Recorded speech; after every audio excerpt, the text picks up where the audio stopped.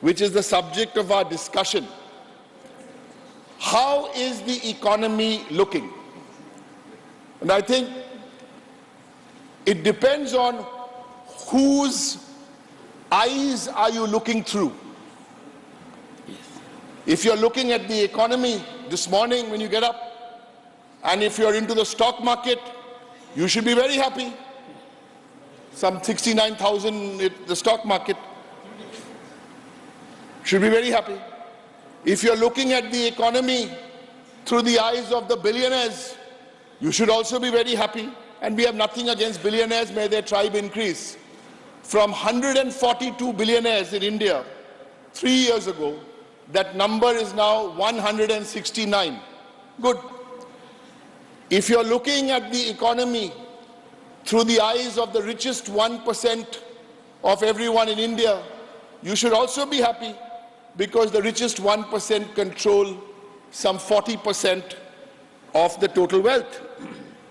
And since the finance minister is here, and thank you, ma'am, for being here, because whenever we try and have some meetings with ministers with our state government, the Minister of State is sent to meet us. So I really appreciate that the minister herself is here. If you're looking at it through the eyes of the finance minister, you should also have not a bad Tuesday afternoon, thinking that the GDP is projected to grow at, or had 7.6% in the second quarter. Sir, but if you look at the economy through the eyes of any family anywhere in the country, what will those eyes looking at the economy tell you, sir? Those eyes will tell you that from 2014 to 2023, the price of rice has gone up by 56%, the price of wheat by 59%, milk by 61%, tomatoes by 115%, or tur dal by 120%. Gas now has come down, but before the elections it came down. And there is a saying in Bangla, sir, Hajar takai ranna hocche bina poishar chal. You must have picked up some Bengali. Hajar takai ranna hocche bina poishar chal. In other words, the Prime Minister is giving you the gas, which is 1,000 rupees. The rice is free, but the gas is 1,000 rupees. Sir, if you look at this economy, and this is somebody I actually met, her name is Nupur Hati. She's from Hooghly district. Nupur Hati clutches on to her laminated job card because she hasn't received her Manrega wages. Or look at the economy through the 21 lakh workers who, like Nupur Hati, has worked, but it's been 2 years, even though she was guaranteed 15 days, she has not received these wages, adding up to some 15,000 crores. That's only one state. If you take all states, the number will be more. Or if you look at this economy through the eyes of any young man or young woman, and the economy, and he or she will tell you that 25% of youth unemployment. So through you, sir, I ask this government, has this wealth which has been created, has it been passed on equitably? Has it been passed on equally?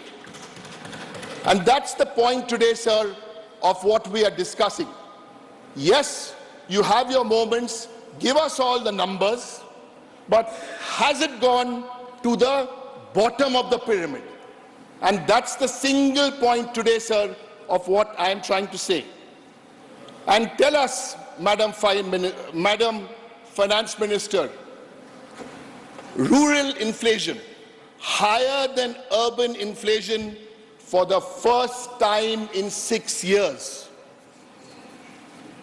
And this is not election rhetoric. These are hard numbers. Household savings depleting. It is at a 50-year low in 22-23. Farmer welfare. We have to ask ourselves, why are 150 farmers committing suicide every day? Sir, yes, let the stock market go up, let the billionaires go up, sir, but spare a thought, or more than a thought, for the marginalized, for the vulnerable. India has the world's highest number of poor people at 23 crores. This is what this debate on the economy should be about. The bottom 50% of our population possess only 3% of the wealth.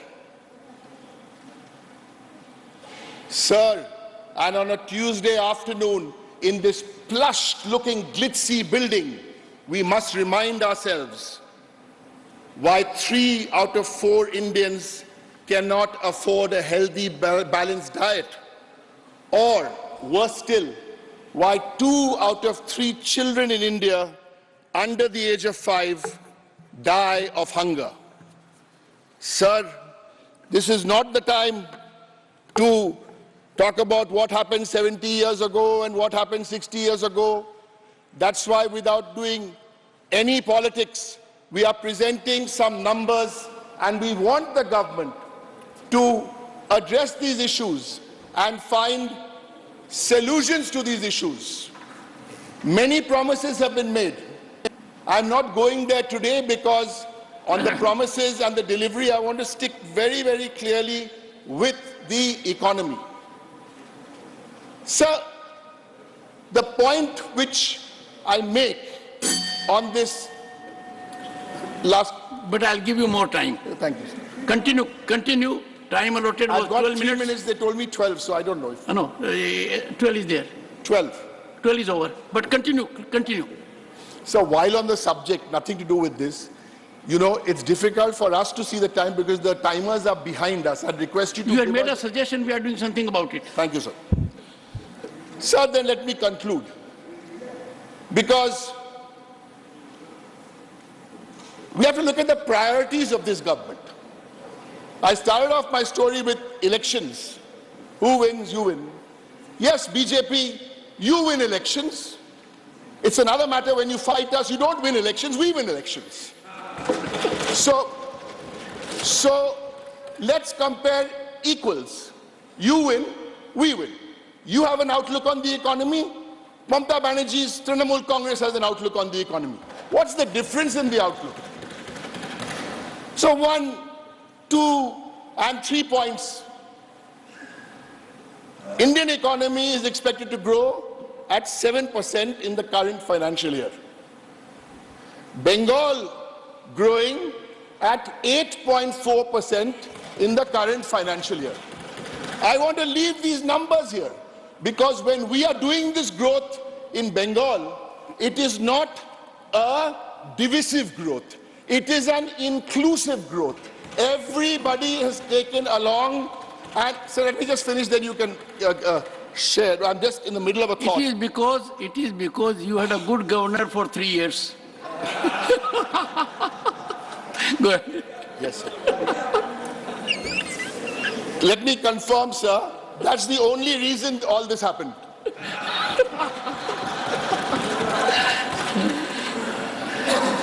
I only don't want to add 3 points. So I gave you the growth number. I want to take one other number of one social sector view. On our view, the Trinamool view, because they win and we win, and the BJP view.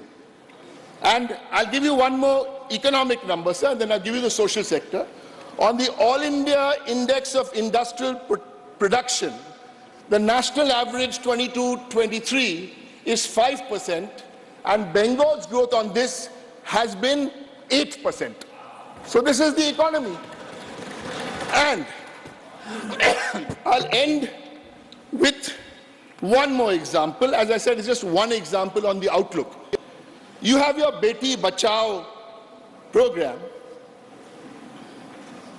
and in the outreach for that program, about 80% of your budget for the program is for publicity and advertising. My question is, will this government and the answer tell us how many women's lives were actually touched by this program? In Bengal, which the United Nations acknowledged, we have a program called Kanyashree. If you ask me how many lives were touched, I will give you an exact number. 78 lakh women benefited. Sir, I'll conclude by saying that yes, you win, we win. You have a view on the economy, we have a different view on the economy, and there's even another very, very big difference between who you are and who we are, because we also believe that no one can worship God either in a mosque or in a church or in a big temple, or love his neighbor on an empty stomach. Thank you, sir. Honorable members, I now call upon the members whose names have been received for participation in the discussion.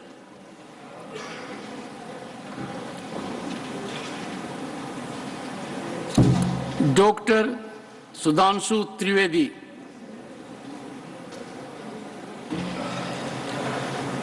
(25 minutes). Dr. Trivedi, 25 minutes. Your time starts there. Go ahead. माननीय सभापति महोदय, आज हम देश के आर्थिक विषय के ऊपर विचार करने के लिए इस सदन में एकत्र हैं और मैं आशा करता हूं कि अर्थ के इस विषय के ऊपर सार्थक चर्चा से कोई सार्थक निष्कर्ष हम निकालने में सफल होंगे और व्यर्थ की बातों से बचने का प्रयास करेंगे। यह भी एक सत्य है कि आज विश्व की अर्थव्यवस्था वैश्विक है। आज कोविड के समाप्त होने के बाद और विश्व के कुछ हिस्सों में युद्ध के कारण वैश्विक अर्थव्यवस्था की जो स्थिति है, चूंकि आज स्वाभाविक रूप से कोई देश ये नहीं कह सकता कि हमारे ऊपर कोई प्रभाव नहीं पड़ता, कुछ भी दुनिया में होता रहे। मेरे विचार से उस संदर्भ में हम भारत की अर्थव्यवस्था के बारे में विचार करेंगे तो हमें अधिक बेहतर और सार्थक पक्ष नजर आएगा। मैं अपने सम्मानित सदस्यों का ध्यान आकर्षित करना चाहता हूं कि इस समय जो ग्रोथ रेट अवेलेबल है, जिसका सोर्स है IMF वर्ल्ड इकोनॉमिक फोरम अक्टूबर 2013। मैं छोटे मोटे देशों की बात नहीं कर रहा हूं, सामान्य देशों की बात नहीं कर रहा हूं। अमेरिका की 1.5 है %, European union 1.2, Germany 0.9, France 1.3, Italy 1.7, Spain 1.7, Japan 1, England 0.6, Canada 1.6 और अदर एडवांस कंट्रीज 2.2 और इसमें भारत 6.3। अब ये अक्टूबर 2023 का है और इतना ही नहीं मान्यवर, चुनौतियां कितनी बड़ी हैं इससे समझना चाहिए कि अमेरिका में सिलिकॉन वैली बैंक और सिग्नेचर बैंक, दो बड़े बैंक डिफॉल्टर हो गए। चाइना में वहां की सबसे बड़ी रियल एस्टेट कंपनी एवरग्रांड डिफॉल्टर हो गई। यह सामान्य बात नहीं है। दुनिया के दो बड़े देशों में इतनी बड़ी आर्थिक चुनौतियां हैं और उनके बीच में से मैं विनम्रता से पूछना चाहता हूं, हमारे यहां क्या कोई ऐसी स्थिति का आपको कोई उदाहरण मिला है? यह दर्शाता है कि इन विपरीत परिस्थितियों में हम किस प्रकार से आगे जा रहे हैं। अभी माननीय डेरेक ओब्रायन जी ने जो बात कही थी मनरेगा के संदर्भ में, तो मैं ये भी जरूर स्मरण कराना चाहता हूं कि भारत सरकार ने जो जो जानकारियां मांगी थी वो भी किस रूप में पश्चिम बंगाल की सरकार ने दी है वो भी सामने आ जाता तो और भी बेहतर था। अब मैं ये बताना चाहता हूं कि भारत के बारे में जब अगर IMF ने कहा है कि इंडिया की प्रोजेक्टेड ग्रोथ रेट 11.5% होगी, चाइना की 8% हो सकती है, यूएस की 5.1, ये वर्ल्ड इकोनॉमी को लीड करेंगे। अर्थात अब हम वर्ल्ड इकोनॉमी के लीडर के रूप में उभर कर सामने आते जा रहे हैं। और ये क्यों हुआ है? ये इसलिए हुआ है कि माननीय प्रधानमंत्री श्री नरेंद्र मोदी जी ने पिछले 9 वर्षों में जिस प्रकार की व्यवस्थित नीतियां बनाई हैं। मुझे स्मरण है कि जब जनधन अकाउंट खोलने की बात आई थी तो उस समय बहुत से अधिकारी वर्ग और व्यवस्था का वर्ग ये मानने को तैयारी नहीं था कि इतने जनधन अकाउंट खोले जा सकते हैं। आज 50 करोड़ से अधिक जनधन अकाउंट हैं और जिसमें सिर्फ धनवान लोगों के नहीं है, सामान्य लोगों के भी अकाउंट हैं। जिसमें डिपॉजिट अगर देखा जाए तो 51.5% ऑफ द फाइनेंशियल सेविंग है, पीएफ में 26% की फाइनेंशियल सेविंग है, इंश्योरेंस में 17% की फाइनेंशियल सेविंग है, अर्थात हमारा 94.8% सेविंग बिल्कुल सेफ सेक्टर में है। इस बात पे मुझे याद आता है मान्यवर 2013 में मैं अमेरिका के दौरे पे गया था। तत्कालीन भाजपा के राष्ट्रीय अध्यक्ष और वर्तमान रक्षा मंत्री राजनाथ सिंह जी के नेतृत्व में एक प्रतिनिधिमंडल में भारत को लेकर एक बड़ा ग्लूमी एटमॉस्फेयर था। वहां पे लोग कहते थे the success story of India is over, मगर हम लोगों ने उन्हें आश्वस्त किया था the success story of India is not over, success story of India is waiting for Modi ji to come into power. और आज अगर हम देखें तो वो साफ दिखाई पड़ रहा है। और मैं ये भी बताना चाहता हूं कि केवल ऐसे नहीं हो रहा है। यदि हम इन आंकड़ों को गंभीरता से देखें तो पिछले समय के मुकाबले में अगर हमारे एक्टिव मोबाइल कनेक्शन जो पहले 93 करोड़ थे वो 110 करोड़ हुए हैं, तो मानी हुई बात है, इसमें बढ़ोतरी हुई है।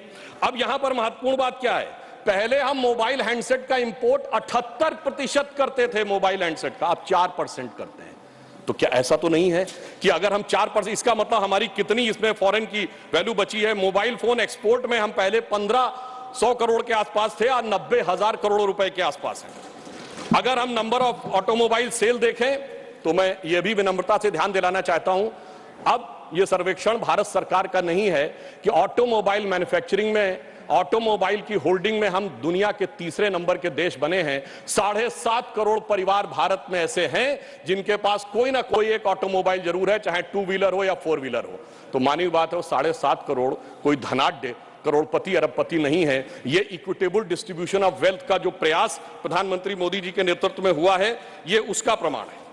अब मैं ये भी बता देना चाहता हूं कि पहली बार ऐसा हुआ है कि एशिया की इकोनॉमी कौन राइज करेगा, इसके बारे में यह कहा जा रहा है कि अब वो चाइना से शिफ्ट होकर भारत एशिया की इकोनॉमी का इंजन बन के उभरेगा। मैं एक और डाटा अभी बता देना चाहता हूं कि जो हमारे कंज्यूमर एसोसिएशन है उसने आंकड़ा दिया कि वर्तमान दीपावली का जो फेस्टिव सीजन गुजरा है और छठ का मिलाकर 4 लाख करोड़ रुपए की स्पेंडिंग हुई है, जिसमें छोटे सामान खरीदने से लेके, घरेलू सामान खरीदने से लेके, बर्तन, सोना चांदी, सारी चीजों में अगर 4 लाख करोड़ रुपए की स्पेंडिंग भारत की जनता ने की है, तो कहीं ना कहीं ये अंधकार से निकलते हुए दीपावली के समान एक नई ज्योति के साथ भारत की अर्थव्यवस्था को ले जाने का एक संकेत भी दिखाता है।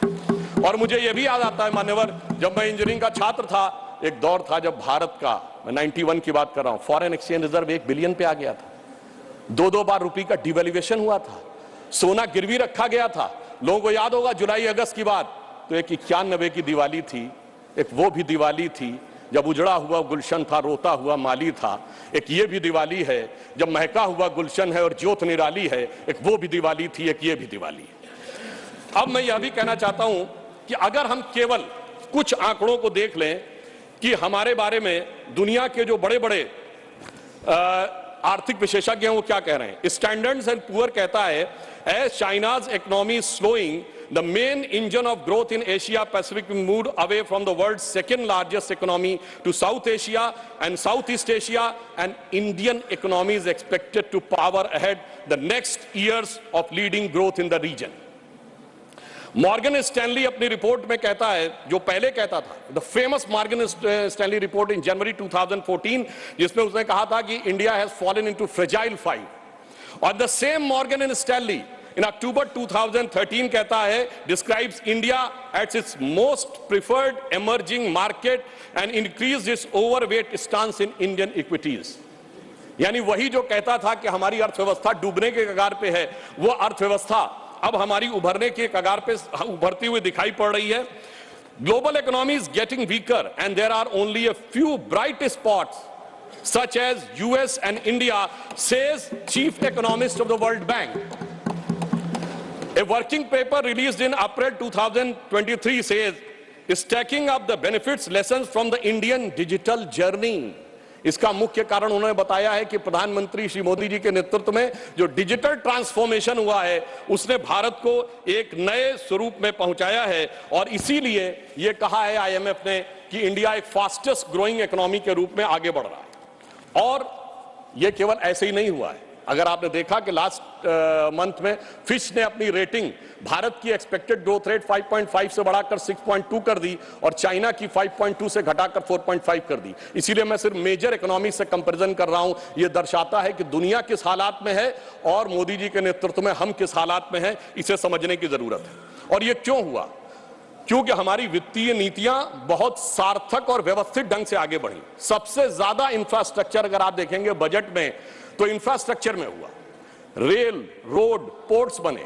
गरीब कल्याण के लिए चाहे 80 करोड़ लोगों को कोविड के दौरान धन देने की जरूरत नहीं, मैंने कहा अनाज देने की जरूरत पड़ी। कई बार लोग प्रश्न करते हैं इसकी क्या जरूरत थी? मान्यवर, जब सप्लाई चेन्स खत्म हो गई थी, अगर आप किसी को पैसा दे देते तो वो चीज की व्यवस्था करता कहां से? इसलिए वो अनाज पहुंचाने की व्यवस्था थी। और अगर हम परचेजिंग मैनेजर इंडेक्स की बात करें तो अक्टूबर में 58.4 हुआ है, जो कि सर्विस सेक्टर में अगर हम देखें तो स्ट्रॉन्गेस्ट आउटपुट है पिछले 13 वर्षों में। मैन्युफैक्चरिंग सेक्टर में 28 कंसेक्यूटिव मंथ में वो बढ़ता हुआ 50.5 है अक्टूबर 2023 में। और डोमेस्टिक एयर ट्रैफिक में 11% की बढ़ोतरी हुई है अक्टूबर 2023 में। अब मैं अपने विपक्ष के सम्मानित सदस्यों के संज्ञान में लाना चाहता हूं, अगर एयर ट्रैफिक में बढ़ोतरी हो रही है तो मानी हुई बात है अर्थव्यवस्था में कुछ ना कुछ सुधार दिखाई पड़ रहा होगा। इसी कारण से यह दिखाई पड़ रहा है। सितंबर 2023 में जो इंडस्ट्रियल प्रोडक्शन है वो 5.8% की ग्रोथ के साथ लगातार ग्रोथ कर रहा है, जो अगस्त के अनुसार, अगस्त की तुलना से अगर पूरे देखें तो विगत 14 महीनों में सबसे अधिक है। अब अगर ओवरऑल एक्सपोर्ट देखें तो अक्टूबर में 9.43% ईयर ऑन ईयर बेसिस के ऊपर बढ़ा हुआ है, जो $62.26 बिलियन के आसपास पहुंचा है। सर्विसेज ट्रेड सरप्लस एक्सपोर्ट में हम 22% की वृद्धि करते हुए दिखाई पड़ रहे हैं। अक्टूबर 2023 का डाटा है। परंतु हम आए किस चुनौती से, यह भी ध्यान रखना चाहिए। बैंकिंग सेक्टर में एक बहुत बड़ी चुनौती थी। वो चुनौती यह थी कि उस जमाने में जितने नॉन परफॉर्मिंग एसेट्स थे, बैंकों को जो लोन दिए गए थे, वो हमारे लिए एक बहुत बड़ी चुनौती थी। और एनपीए 2014-15 के टाइम में बहुत तेज गति से आगे बढ़ रहा था। अब आईएमएफ प्रोजेक्ट करता है कि इंडिया की ग्रोथ भी आगे बढ़ रही है, हमारा बैंकिंग सेक्टर काफी बेहतर तरीके से आगे बढ़ता हुआ दिखाई पड़ रहा। मैं इस संदर्भ में एक कोट करना चाहता हूं। मान्यवर, ये मैं नहीं कह रहा हूं, पिछली सरकार, बाद में हमारी सरकार में भी रहे, 2018 में अपने एक साक्षात्कार में रघुराम राजन जी ने कहा था, non performing assets bomb on Modi one regime, even though the Rajan said that the lending banks of 2006 to 8 was the origin of the bad loans which was in the UPA government. ये रघुराम राजन जी ने कहा कि 2006 से 8 के बीच में जो bad loans दिए गए उसके लिए भले ही आज, और ये नवंबर 2018 को उन्होंने एक साक्षात्कार दिया है, उसमें आया है। इसलिए हमने आज स्थिति यह की कि जन जन तक उस धन को पहुंचाया, उसको सुरक्षित किया और जन कल्याणकारी कार्यों में उसको स्थापित करने का प्रयास किया। और आज आप देखिए पब्लिक सेक्टर बैंक्स ने 1 लाख करोड़ रुपए का रिकॉर्ड प्रॉफिट अर्जित किया है फाइनेंशियल ईयर 2022 और 23 में। यानी कहां वो बैड लोन्स में दबे जा रहे थे और कहां वो रिकॉर्ड प्रॉफिट करते हुए नजर आ रहे हैं। और state bank of India, SBI, जिसके बारे में भी मात्र चंद महीने पहले की तो बात है, जो कहा जाता था कि साहब ये खराब हो गया, डूब गया वगैरह वगैरह, आज स्थिति यह है कि SBI has become the most profitable company in the India and as per the recent quarterly result in quarter first of 2033-34 SBI has earned a profit of 18,537 crores। यानी ये जो है प्राइवेट और सरकारी दोनों के हिसाब से ये सबसे अधिक आया है। और कहां हम कर्ज के अंधेरे में डूबे थे और आज मोदी जी ने उसे कर्ज के अंधेरे से निकालकर बैंकिंग व्यवस्था को जन कल्याण के सवेरे तक लाने में सफलता हासिल की है। और अगर हम पिछले समय में देखें तो ट्विन बैलेंस शीट जो बैंक्स एडॉप्ट करते थे वो अपने आप में एक समस्या थी, परंतु वित्त मंत्री जी के नेतृत्व में जिस प्रकार के प्रावधानों में परिवर्तन किया गया उस कारण से अब ये ट्विन बैलेंस शीट एक नए समाधान के रूप में आगे बढ़ रही है। आज अगर देखा जाए तो हम 2 लाख करोड़ रुपए के वर्थ के इलेक्ट्रॉनिक मैन्युफैक्चरर एक्सपोर्ट कर रहे हैं। अब भारत 1500 से अधिक ग्लोबल कैपेसिटी सेंटर्स का केंद्र बनता जा रहा है। नाउ मैं ये कोट करना चाहता हूं कि India is the most preferred location for shared global services, ये डेलॉयट ने 2003 में कहा है। और हमारी सरकार ने कुछ महत्वपूर्ण निर्णय लिए, जैसे रेट्रोस्पेक्टिव टैक्सेस को रिपील किया। रेट्रोस्पेक्टिव टैक्सेस के कारण जो एक अनसर्टेनिटी बनी रहती थी अर्थव्यवस्था को लेकर, वो समाप्त हुई। और जहां तक गरीबी और पॉवर्टी की बात करते हैं तो यूएनडीपी की 2022 की रिपोर्ट को मैं कोट करता हूं, the relative reduction from 2015-16 to 2019-21 was faster. It is 11.9% year as compared to the previous time. यानी मोदी जी की सरकार आने के बाद गरीबी उन्मूलन बहुत तेज गति से हुआ। ये यूएनडीपी की रिपोर्ट कह रही है, ये हम नहीं कह रहे हैं। और आईएमएफ का ये कहना है कि extreme poverty was maintained below 1% in 2022 because of प्रधानमंत्री गरीब कल्याण योजना। यानी वो साफ मान रहे हैं कि प्रधानमंत्री जी ने जो योजना बनाई उस कारण से, जिसको हम गंभीर कहते हैं, गंभीर गरीबी कहते हैं, वो 1% से नीचे पे आई है। अब आईएमएफ की चीफ क्रिस्टिना जॉर्जिएवा ने अभी कहा है, एक साल पहले उन्होंने कहा, India deserve to be called the bright spot and otherwise the dark horizon because it has been the fast growing economy even during this difficult time. And most importantly, this growth is underpinned by structural reforms. यानी IMF chief ये बात की तस्दीक कर रही हैं कि मोदी जी के नेतृत्व में जो आधारभूत संरचनागत परिवर्तन हुए, उसी कारण से भारत एक ब्राइट स्पॉट के रूप में उभरता हुआ दिखाई पड़ रहा है। और जो इन्फ्लेशनरी प्रेशर्स हैं, उसको देखते हुए भारत ने तुलनात्मक दृष्टि से महंगाई पर सबसे बेहतर नियंत्रण पाने में सफलता हासिल की है। ये कौन कह रहा है? ये कह रहे हैं mister Noel Quinn, who is a group chief executive of the HSBC, और ये उन्होंने 2022 में कहा। मैंने इसीलिए सिर्फ वो बातें कोट करने का प्रयास किया जिनके के द्वारा ये समझा जा सके कि किस प्रकार से अर्थव्यवस्था की इन चुनौतियों में हम क्रमशः आगे बढ़ रहे हैं। और मैं यह भी एक बात बताना चाहूंगा कि भारत की अर्थव्यवस्था अपने आप में किस प्रकार से आगे बढ़ रही है। मैं एक कोट करना चाहता हूं, एक नोबेल प्राइज विनर हैं, स्टैनफोर्ड यूनिवर्सिटी के professor, his name is Michael Spence, जिन्होंने 2022 में कहा, quote, the global economy is undergoing a regime change today. India is outstanding performer now. It's a powerhouse of digital and life science realms. It is thriving digital ecosystem, and India is instead a digital system replacing existing retail systems. Entrepreneurs, companies, and are building solution to integrate existing and sometimes very small retail business into a digitally enabled supply chains, making them more effective. अर्थात विश्व का जो आधुनिक supply chain व्यवस्था है, जो आधुनिक infrastructure है, उसको मोदी जी के नेतृत्व में जो डिजिटल ट्रांसफॉर्मेशन हुआ है, उसने एक बड़ा परिवर्तन लाने की स्थिति बनाई है। अब मैं यहां पर यह कहना चाहता हूं कि वर्तमान समय में यदि हम देखें तो हमने उस जिम्मेदारी का निर्वाह किया है कि गरीब के पास जरूरत पड़ने पे जीवन की आवश्यकताएं भी रहीं, विकास के नए सोपान भी बनते रहे, रेलवेज का मॉडर्नाइजेशन हो, 90% से अधिक इलेक्ट्रिफिकेशन हो गया हो, 70 से अधिक एयरपोर्ट बन गए हो, भारत चीन सीमा के ऊपर हैवी इंफ्रास्ट्रक्चर का निर्माण हो, वो भी किया है, कोविड वैक्सीन भी सबके लिए उपलब्ध कराया है। और इसके बावजूद आज पहली बार ऐसा मौका है जब G20 और G7 कंट्रीज में हम दुनिया में सबसे बेहतर स्थिति में नजर आ रहे हैं। मुझे लगता है कम से कम ईमानदारी से इस बात को समझने का प्रयास करना चाहिए। परंतु ये जानते हैं क्यों हुआ है? कारण यह है कि प्रधानमंत्री श्री नरेंद्र मोदी जी इस बात को भली भांति उन्होंने समझा कि उनका धन को किस मार्ग से व्यय करना चाहिए। मैं कोट करता हूं, हमारे धर्मशास्त्रों में कहा गया है, धनात् धर्मः तथा सुखम। धन वही सुख का कारक होता है जो धर्म के मार्ग से व्यय होता है। यानी जो जिसका धर्म है उसको सही दिशा में, गरीब के लिए, विकास के लिए। मगर क्या बताएं मान्यवर, जो लोग धर्म के समूल नाश का संकल्प लेते हो, उनके लिए जो संपत्ति है वो भी विपत्ति बन जाती है और वो सुख कारक बनने के रास्ते पर नहीं चल पाती है।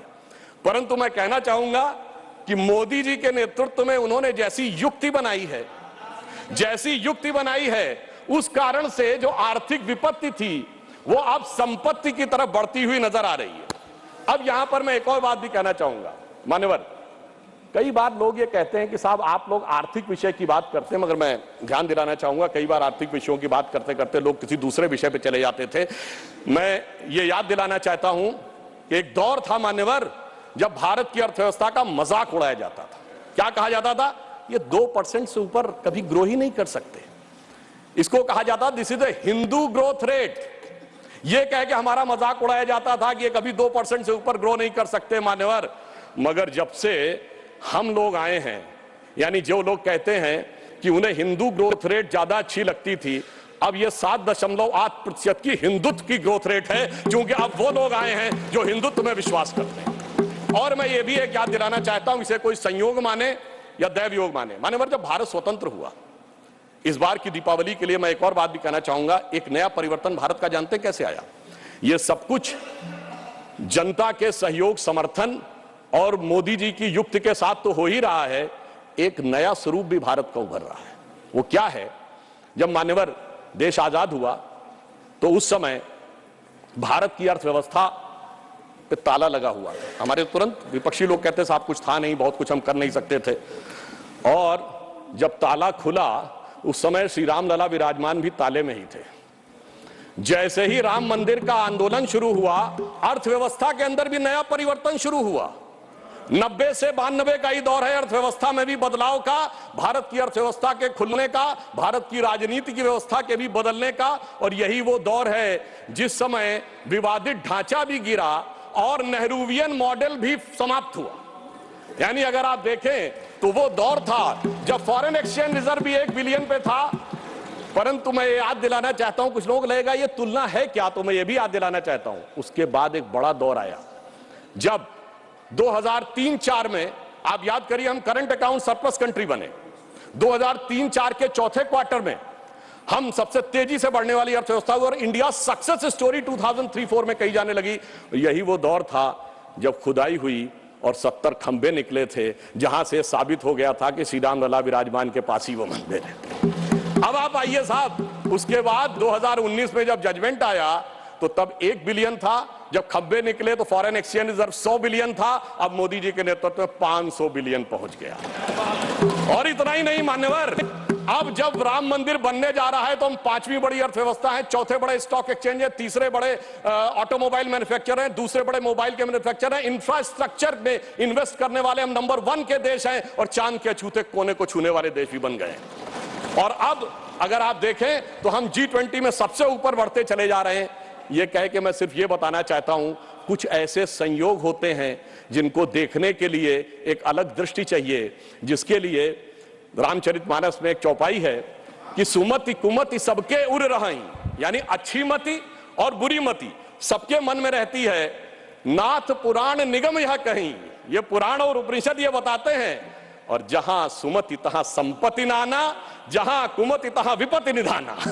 तो इसलिए जो जो हम धनात धर्मात तथा सुखम की दृष्टि के साथ संपत्ति बढ़ते गए, वहां इस देश में संपत्ति आती गई। On the lighter note and on the serious note मैं ये भी कहना चाहूंगा, हम सब चाहते हैं कि भारत वर्ल्ड की नंबर 1 की इकोनॉमी बने और मां लक्ष्मी की कृपा इस देश पे बनी रहे, पर मां लक्ष्मी भी कमल पर ही विराजती हैं। और मैं अंत में यह कहना चाहता हूं कि इस बात को भली भांति समझ लीजिए, आप जितने आरोप प्रत्यारोप मोदी जी के ऊपर लगाते हैं, आप देखिए पूरी दुनिया में एक सुनामी आई हुई है। चाइना, अमेरिका जैसे देश जूझ रहे हैं। ब्रिटेन में यह कहा जाता है कि जब जाड़े का मौसम आ गया है कि they have hardly money either to heat or to eat, यानी या तो खा लो या बिजली का बिल पेमेंट कर लो। उस दौर में मैं अगल बगल वालों की बात नहीं कर रहा हूं कि श्रीलंका और पाकिस्तान में क्या हो गया।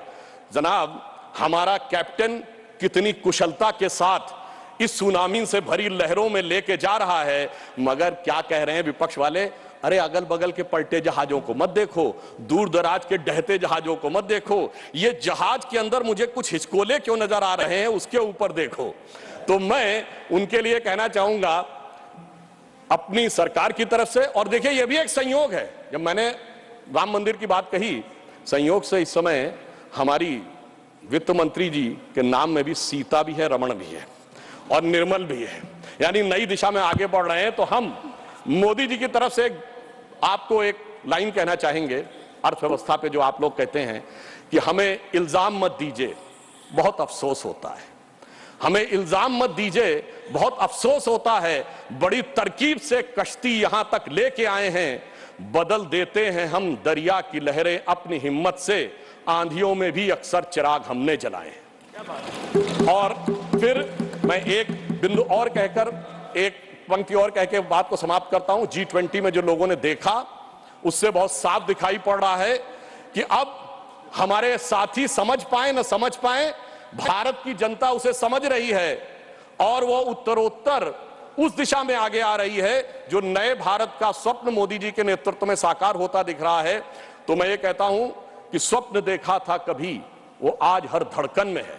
हम अर्थव्यवस्था के जो स्वरूप में जा रहे हैं, स्वप्न देखा था कभी, वो आज हर धड़कन में है। एक नया भारत बनाने का इरादा मन में है और बढ़ रहे हैं हम प्रगति की ओर उस रफ्तार से, कर रहा है विश्व भी हमको नमन उस पार से। धन्यवाद।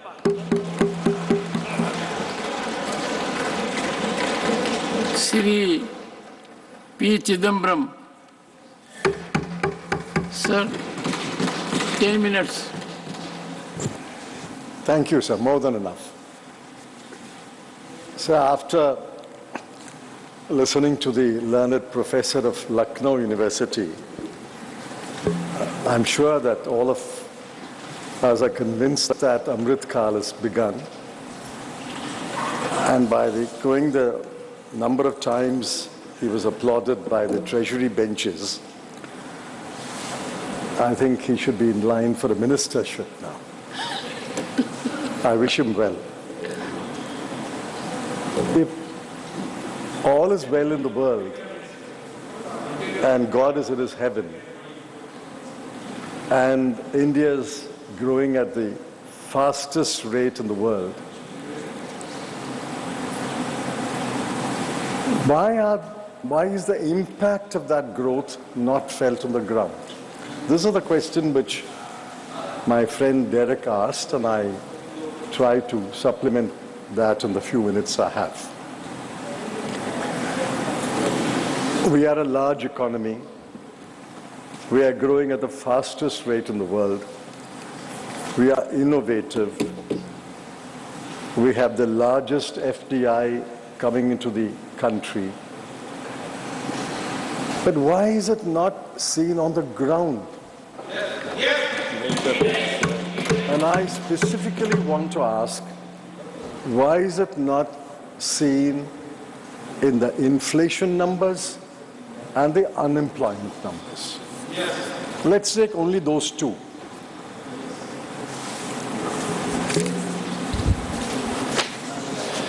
Now, what are the unemployment numbers? And I'm going by official numbers. The government doesn't like the CMIE numbers, so we'll avoid the CMIE numbers. Mercifully, the BJP no longer talks about 2 crore jobs being created every year. Thank you for small mercies that you are not making these tall claims. That's one of the election jumlas. I didn't know the word jumla unless I heard it first from the Honorable Home Minister. Now let's focus on a few numbers. This is official numbers of the periodic labor survey. The worker population rate in this country is 46%, which means the number of workers to the population is 46. It's quite low, but let's take it as acceptable given the various circumstances of the country. Of the worker population, that is 46% of the total population,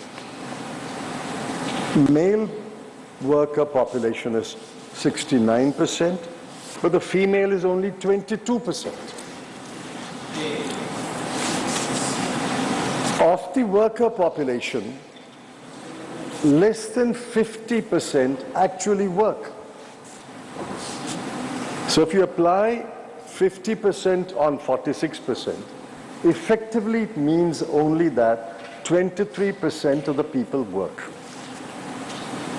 This has more or less been constant in the last 9.5 years of the BJP government. Now, why, I ask, if we have such scintillating growth, why is this numbers not improving? Now, my learned friend Derek O'Brien gave the numbers.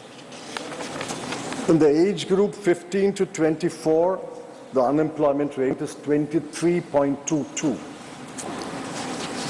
Among graduates under the age of 25, the unemployment rate is 42%. Graduates between the year 25 to 29, it is still 23%. Graduates between the years of 30 to 34, it is close to 10%, it's 9.8%. A graduate in this country, and I spoke at a college, I said, I'm not frightening you, but you will graduate here. But unfortunately, 1 out of 4 will be unemployed. And even until the age of 35, 1 out of 10 will be unemployed. Why is this spirited growth, scintillating growth, not turning into jobs? That's the first question I'm asking.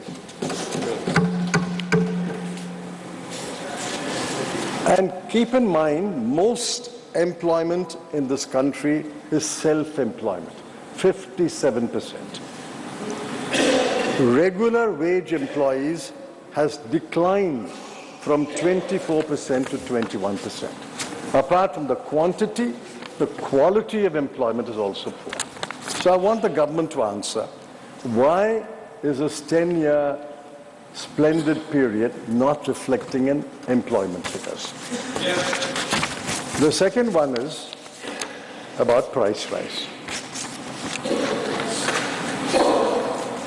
And on price rise, yes, inflation has come down in the last couple of months. I'm not disputing that. But please remember that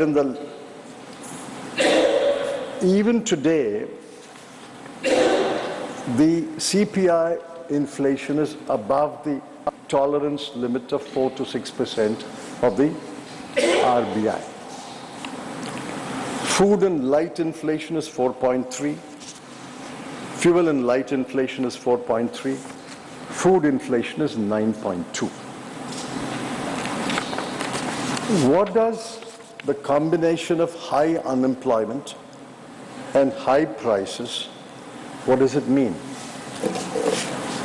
It means that, and I think Derek hinted at that, it means that there is a cut, the impact will be felt in the cut in domestic consumption, cut in household consumption. The impact is you borrow more. Credit growth is driven in this country, according to the RBI, on personal loans and gold loans. The net financial assets of households has plummeted to the lowest level, 5.1%. What does this mean? It means that people are consuming less, people are borrowing more, they are liquidating their household assets and savings, and the net financial savings has come down to a historical low, a 50-year low of 5.1%. It also shows up elsewhere. It shows up, for example, in matters like child malnutrition. I'll just give you the numbers of child malnutrition, and are shocking numbers. They're shocking numbers of child malnutrition. Today, among children, you will find that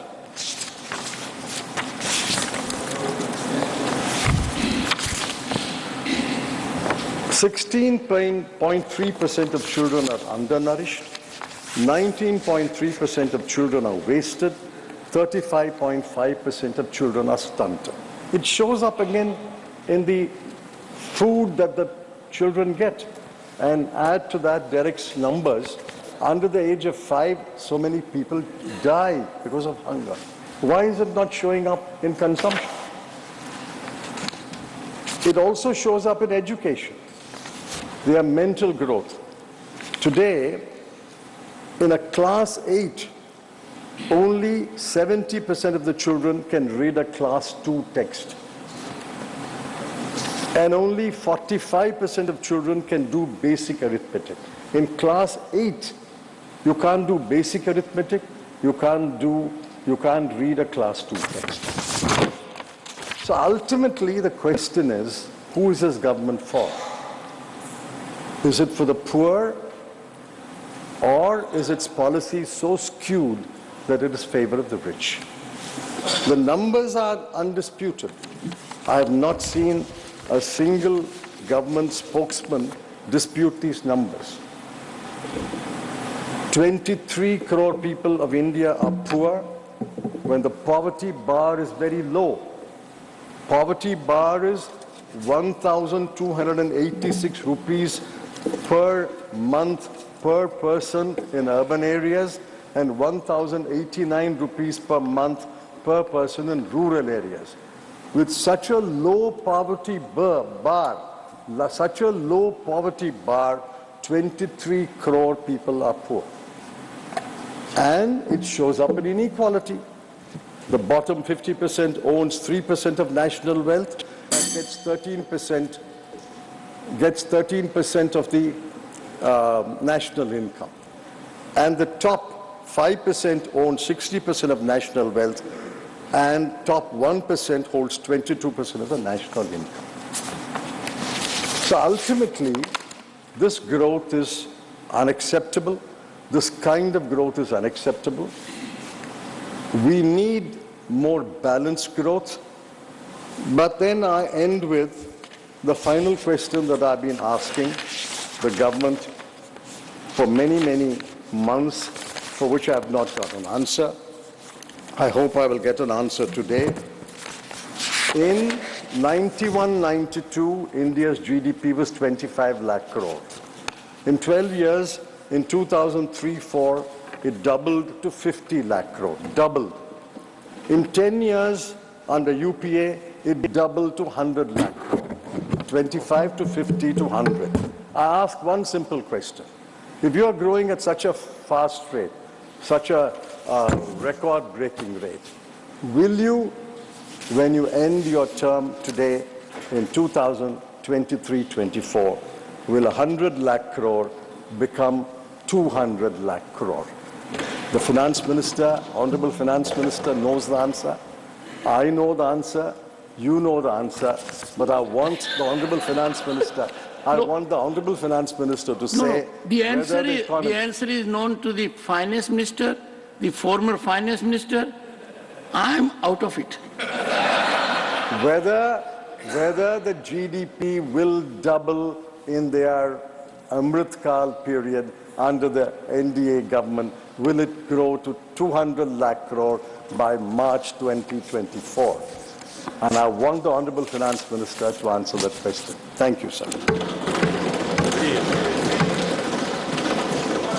Dr. Kani Moji, NVN, Somu. Honorable Chairman, sir. 9 minutes. Yes, sir.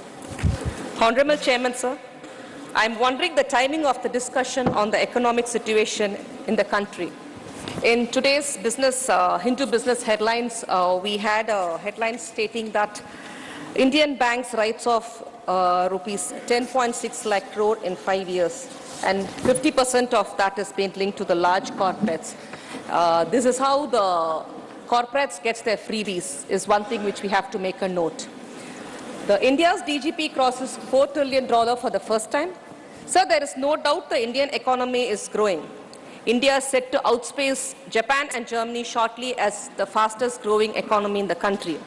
And the government also claims that the GST collections has touched a record high, but always Tamil Nadu has got the brunt of not getting it back what we give it to the Indian government. But the pertinent question of whether the fruits of the GDP growth has reached India's poor and lower middle class. No, the government has failed miserably in managing the economy. What is the use of boasting that India's foreign exchange reserves have increased? Indian economy grows faster than US economy with 7.6% GDP growth when 80% of the population is suffering in poverty. It's not a boon, it's a curse.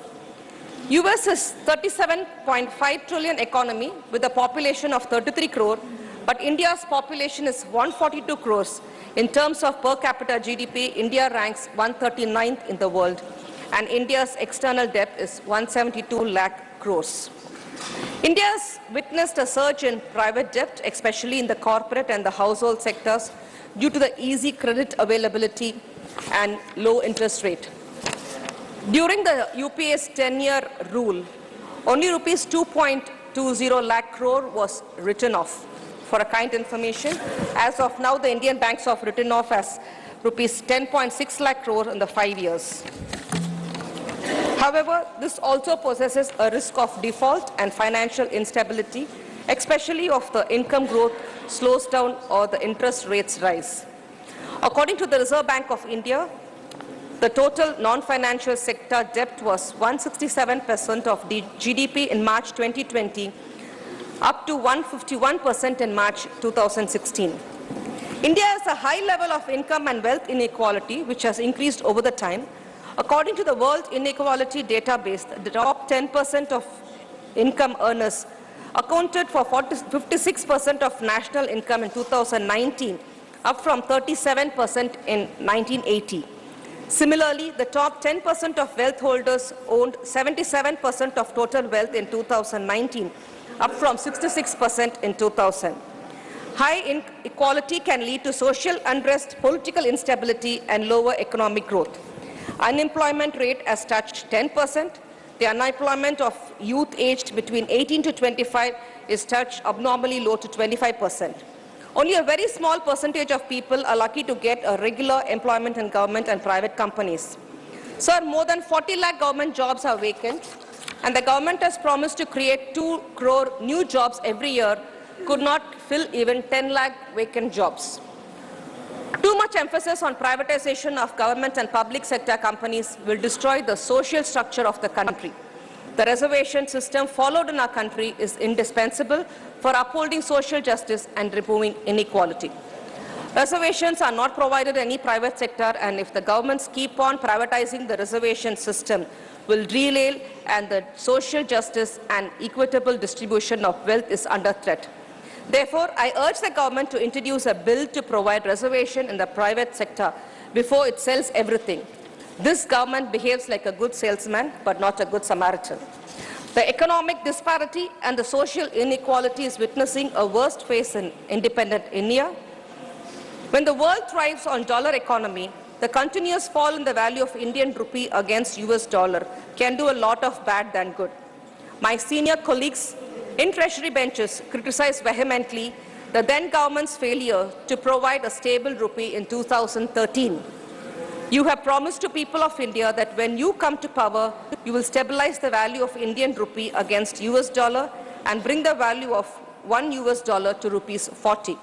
What happened after your government captured the power in 2014 is a history known to everyone. Our Honorable Finance Minister has even said in public Indian rupee is falling, only US dollar is raising. This is a candid statement accepting the failure of the government to stabilize the value of Indian rupee against the US dollar. Due to the extreme rupee-dollar rate fluctuations, India's nominal GDP affects badly. The export gain is lost by a mile through import loss. The value of India's import is much higher than export. The widening gap in trade deficit is not good for any country. India is no exception. Our country's trade deficit with other countries, especially China, is going to affect the Indian economy very much. Too much dependence on imports from China will destroy the prospects of indigenous manufacturing and development. I think the warning bell is ringing. It's a wake-up call for the government to reduce the country's over-dependence on China in importing. Another time bomb of our country is facing at the moment is the escalating prices of the essential commodities and food items.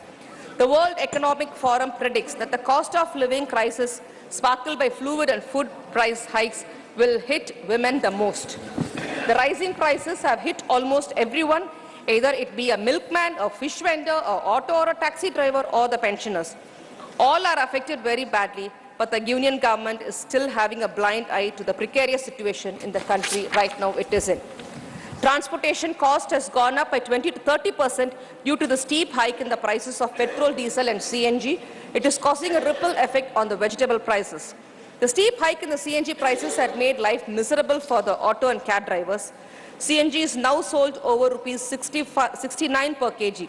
We demand the government should provide rupees 35 per kg subsidy on the CNG so that they can survive.